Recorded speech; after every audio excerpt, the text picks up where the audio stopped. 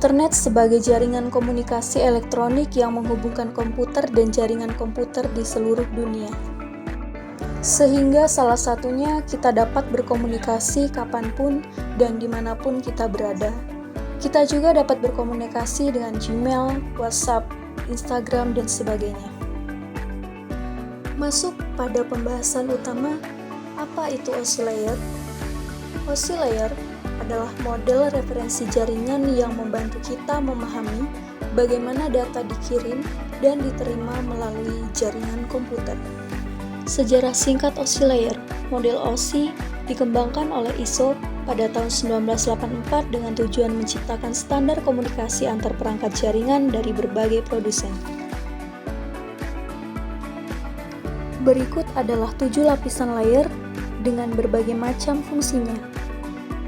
Sebelum menjelaskan setiap layernya, di sini saya akan mencontohkan Ani dan Andi yang sedang berjauhan dan saling berkomunikasi.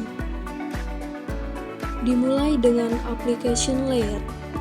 Fungsi aplikasi layer, lapisan ini menyediakan antarmuka pengguna dan mempersiapkan data untuk dikirim.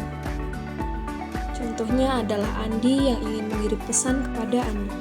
Selanjutnya, presentation layer. Pesan diubah ke dalam format yang sesuai. Misalnya, teks dienkripsi untuk menjaga keamanan. Fungsi presentation adalah mengubah data menjadi format standar, termasuk kompresi dan enkripsi.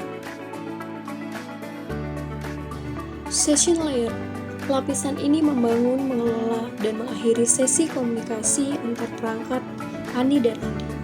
Fungsinya adalah untuk menjaga koneksi tetap stabil selama transfer data. Transport layer. Pesan dipecah menjadi segmen-segmen kecil, diberi nomor urut dan disiapkan untuk dikirim. Fungsinya untuk menyediakan pengiriman data yang andal termasuk kontrol kesalahan dan pengurutan. Network layer. Lapisan yang menangani routing data dengan alamat IP dari pengirim ke penerima.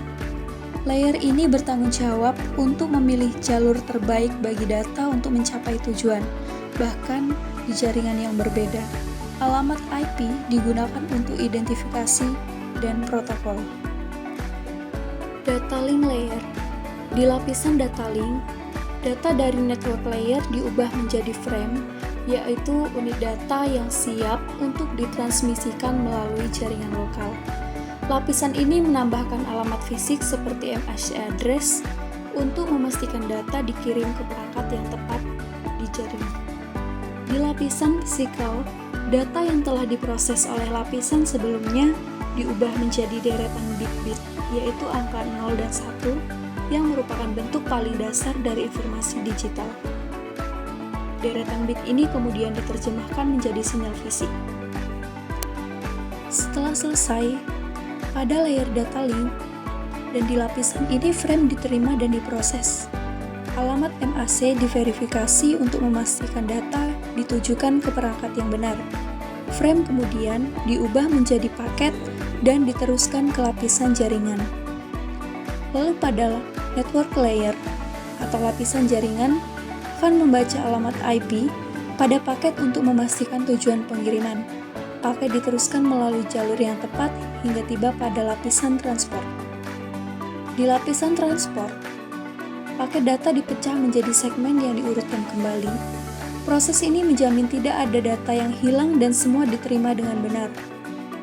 Lalu pada lapisan sesi atau session layer memastikan komunikasi tetap aktif dan stabil. Sesi antar perangkat dikelola untuk menjaga koneksi tetap berjalan. Lalu pada presentation layer, segmen data diubah kembali ke format yang dikenali oleh aplikasi seperti teks, gambar, atau video. Jika sebelumnya dienkripsi, data kini dideskripsi. Akhirnya data diterima oleh aplikasi di perangkat tujuan seperti browser, email, atau perangkat lunak lainnya. Proses pengiriman selesai dan data siap digunakan.